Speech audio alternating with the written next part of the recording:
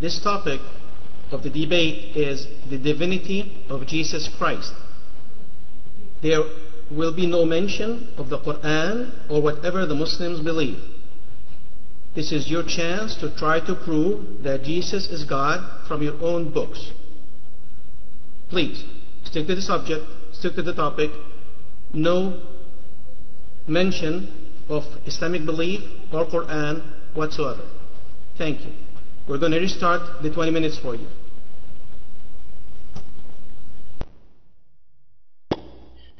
Okay, I was not aware of that, and I do apologize. That was a misunderstanding on my part. All right.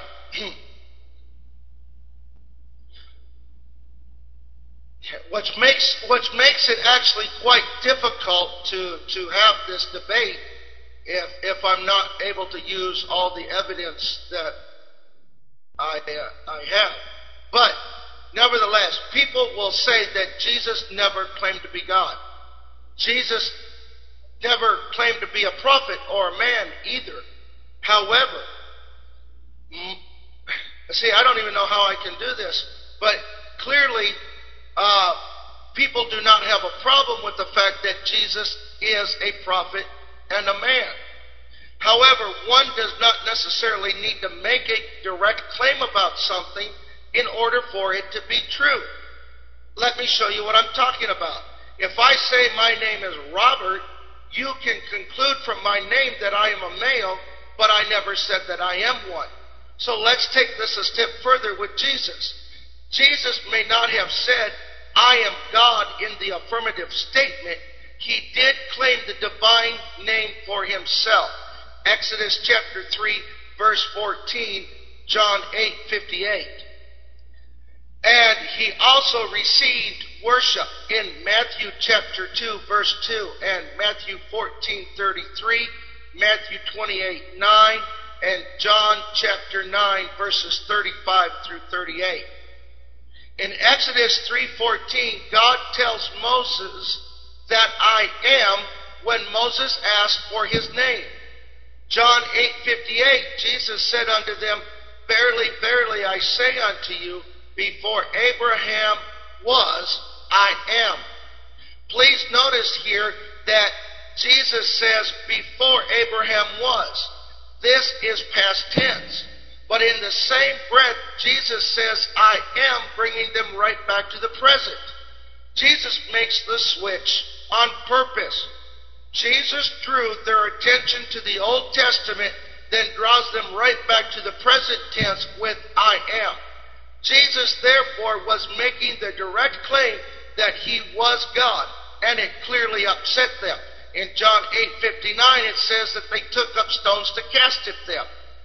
This shows us that Jesus clearly caused them to reflect on the name of God. Therefore, they knew he was claiming to be God. We know this also from John chapter 10, verse 33. The Jews answered him, saying, For a good work we stone thee not, but for blasphemy, and because thou being a man, maketh thyself God, or maketh equal to God, equal with God. Well, in order to be equal, that makes you the same thing. If we both hold a PhD, that makes us both doctors. Praise God. It is not necessary for Jesus to directly claim that I am God in order for the claim to be truthful. The real issue is not did Jesus directly claim to be God in order to satisfy our theological demands. The issue is, what did Jesus say in context and culture of the time in which he is spoken? Now, let's take a look at John chapter 5, verses 16 through 18. And therefore did the Jews persecute Jesus, and sought to slay him, because he had done these things on the Sabbath day. But Jesus answered them, My Father worketh hereunto, and I work. Therefore the Jews sought more to kill him, because he not only had broken the Sabbath, but he also said that God was his Father, making himself equal with God.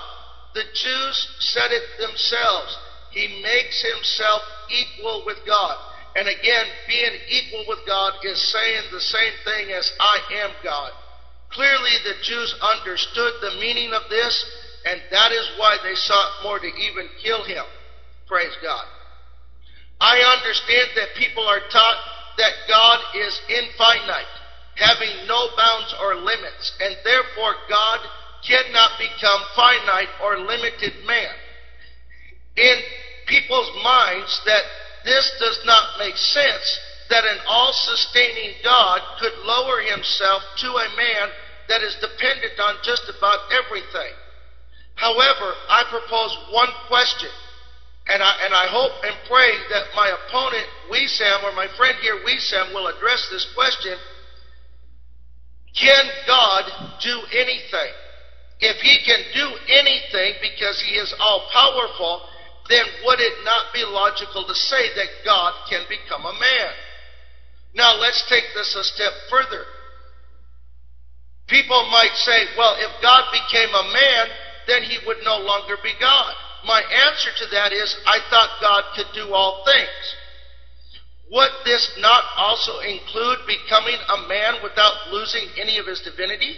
Let me put it to you this way. If God would not be a man anymore, or he could not be God again, negates the statement that God is all-powerful. In other words, we are saying that God cannot do all things. So, God, in these people's minds, God's limited by their own statement. God cannot be a man. Within the laws of logic, a statement cannot be both true or false at the same time. It's called the law of non-contradiction. Either God is all-powerful or he is not. One or the other. You cannot have it both ways. Some here might say, well, God cannot go against his own nature, therefore God cannot be a man, as this would violate this. Again, what you are really saying then is God is not all-powerful. And for me, that is not acceptable.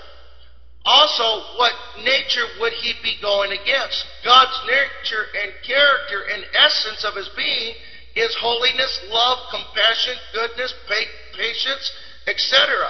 There is nothing here that would go against God becoming a man. Someone here could say, well, this would go against his nature of being omnipresent, omniscient, and omnipotent, all-powerful, all-knowing, and ever-present. None of these attributes negates the possibility of part of God becoming a man. The essential nature of something is not changed if part of it adds humanity. Another and most practical or predictable argument against the deity of Jesus is that Jesus did not know all things, so he could not be God. Although this is true that Jesus said he did not know the day nor the hour when he will return, Matthew chapter 24, verses 35 through 37, one must understand why he said it. In order to do that, we must understand Jesus' nature. Jesus was both God and fully man at the same time. Praise God. We see this, it's called the hypostatic union of God. As we see in the Bible, as God, Jesus is worshipped, he is prayed to, he is called God, he is sinless, and he knew all things. As a man, he worshipped the Father, he prayed to the Father, he was called man, and he was tempted, and he grew in wisdom. Is this a logical argument? The reason why I ask this is because it would have to work both ways. If Jesus did not know all things, then Jesus could not be God, right? However, what if there was a verse to show that he did know all things? Would this be proof that he is God? The answer is yes. So here's the verse. John chapter 21, verse 17. He saith unto him a third time, Simon, son of Jonas, lovest thou me? Peter was grieved